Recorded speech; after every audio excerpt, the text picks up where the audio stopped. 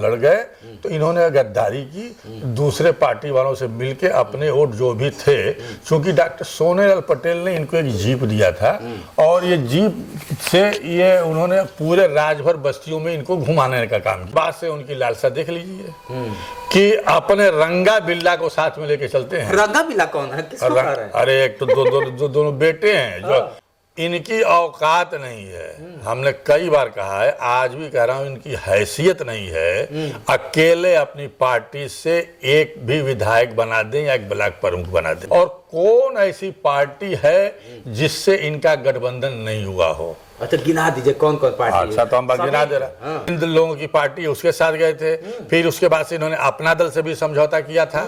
इन्होंने 2012 में अपना दल से भाजपा में थे तो भाजपा में जो टिकट मिला उसको सब बेचे। आज उनके पास इतना पैसा कहाँ से आया? कौन सा कारखाना है, कौन सी कमाई है? आज इतना पैसा जो है अरबों रुपया आया हुआ है, वो टिकट बेचे और उसी का नतीजा है कि अब आज उनके पास पैसा। जब सपा मुखिया जी के पास गए, अखिलेश के पास कौन सी प्रॉपर्टी? आप चले जाइएगा ना कोलसला विधानसभा में जो उनका मकान है, झोपड़ी वाला मकान था, हाँ, तो उनके पास कुछ नहीं था। ये राजनीति में आए हैं टिकट बेच के ही, जो आज इनके पास पैसा। राजभर की लड़ाई कभी नहीं लड़े और राजभर कहते हैं कि हम राजभरों को जगाए, तो राजभर में तो तमाम एमपी एमएलए हुए।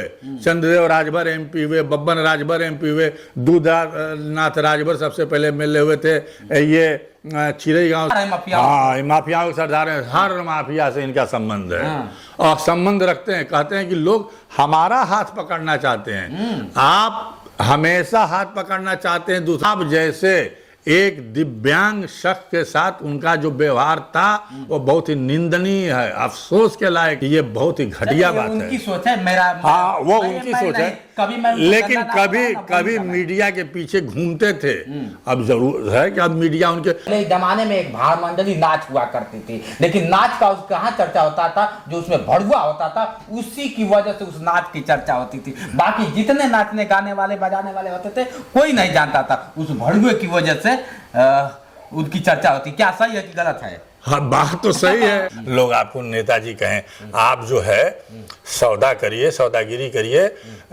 जो एसटी में रिजर्वेशन की बात हो रही है, जिसकी लड़ाई लड़े सभी महेंद्र राजभर जागो राजभर वाले, वो लड़ रहे हैं, सड़क से लेके कोर्ट तक गए। इन्होंने क्या किया? इन्होंने राजभर के लिए आज तक क्या क्या? एक नौकरी दिया इन्होंने, तो बता दीजिए। ये मंत्री रहे हैं, फिर मंत्री बनने जा रहे हैं, इनको बहुत लालसा है मंत्री बनने के लिए। मंत्री बन जाएं, लेकिन समाज के लिए कुछ करें। समाज के लिए नहीं करेंगे, ये करेंगे ब्रिजेश सिंह के लिए। अच्छा। इनको चाहिए ब्रिजेश सिंह के लिए टिकट, उनके लड़के के लिए टिकट। और ये टिकट क्यों चाहिए? कि कम से कम 10 करोड़ 20 लाख रुपया मिलेगा, उनसे उनका जो है संबंध हो जाएगा, कारोबार भी कर लेंगे, धंधा भी चला लेंगे और टिकट भी दे देंगे, पैसा भी पा जाएंगे। मुख्तार अंसारी को उन्होंने कम लूटा है कहा? हाँ 2012 में समझौता था तो सारे इनके जो है कैंडिडेट के लिए जो अफजाल अंसारी, मुख्तार अंसारी ने पैसा दिया और हर जगह बुरी तरीके से हार गए। तो ये पैसे के लिए राजनीति करते हैं, समाज के लिए कभी राजनीति नहीं किए हैं। अच्छा। हाँ समाज के लिए राजनीति करते तो समाज के लिए लड़ते। ये जातिगत जनगणना की बात करते हैं तो आज क्यों नहीं भाजपा में रह करके मांग करते हैं कि जातिगत जनगणना हो, उसके लिए आंदोलन कर रहे हैं? ये पूर्वांचल राज्य के लिए क्यों नहीं आंदोलन कर रहे हैं? ये कुछ नहीं करने वाले हैं, ये सिर्फ अपना पॉकेट भरने वाले हैं। ये कब अपना रंग बदल दें, गिरगिट की तरह से बेपेंदी के लोटा हैं। जिस थाली में खाएंगे उसमें छेद करेंगे, जिसके साथ रहेंगे उसके तारीफ करेंगे और जब साथ छोड़ देंगे। तो ये बताइए मोदी जी को उन्होंने क्या क्या नहीं कहा? बिल्कुल बिल्कुल। ये बताइए मुख्यमंत्री जी, हम लोग जब मुख्यमंत्री हैं, वो एक मुख्यमंत्री के लिए हाँ, मुख्यमंत्री कहे जाते हैं। हाँ, माननीय योगी आदित्यनाथ जी, उन्होंने क्या क्या नहीं किया? उनको भीख मांगने वालों की लाइन में खड़ा कर रहे थे। कहते थे कि खदेड़ा होगा अगर गांव में घुस जाएंगे तो। हाँ सबका खदेड़ा करते रहे और हर पार्टियों से इनका खदेड़ा हुआ। अच्छा। हाँ हर पार्टियों से इनका खदेड़ा हुआ। अब तो इनकी मजबूरी है कि अब कहां जाएं। अब भाजपा के अलावा तो कोई अब लेगा नहीं। अभी प्रमोद कृष्णम जो है कांग्रेस के नेता हैं, उनके साथ गलबहियां कर रहे थे।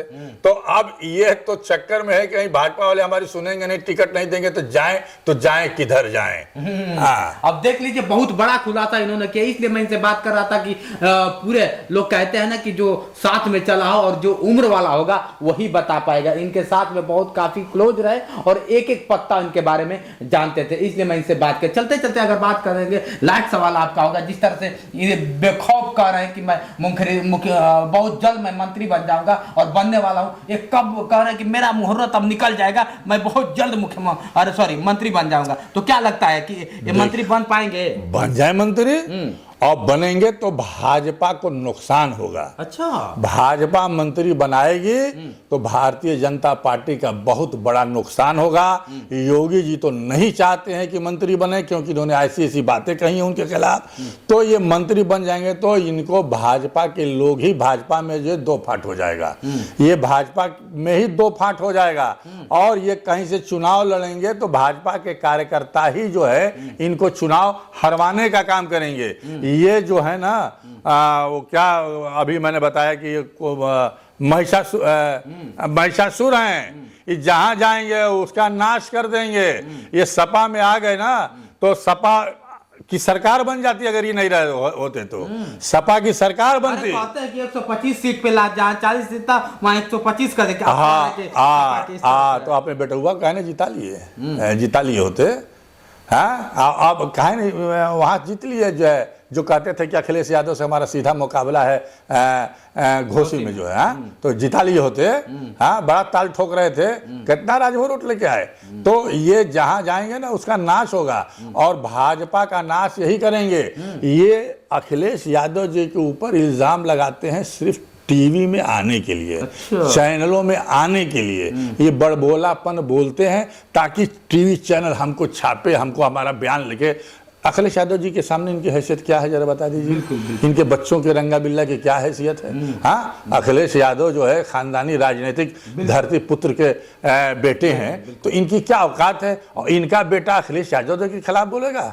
हाँ, उनकी इतनी हैसियत औकात हो गई है कि एक चुनाव तो अकेले जीत नहीं सकते हो और तुम अखिलेश यादव जी से तुलना करते हो।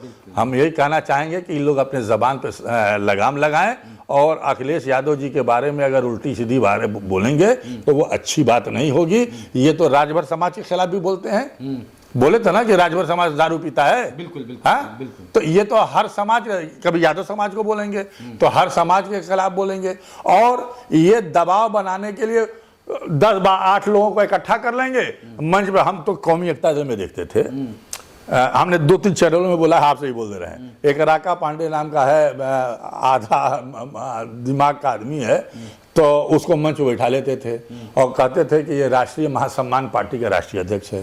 किसी चौहान को बिठा लेते थे, किसी धोबी समाज को बिठा के, सबको राष्ट्रीय अध्यक्ष बना के दिखाते थे कि जो है हमारे तमाम समाज के लोग हमारे साथ हैं। इनके साथ क्या, तो इनके दूसरे समाज के लोग हैं, एक को हैं। और जो राजभर थे, इनके बहकावे में आ गए थे, वो सब राजभर इनका साथ धीरे धीरे छोड़ रहे हैं और छोड़ देंगे।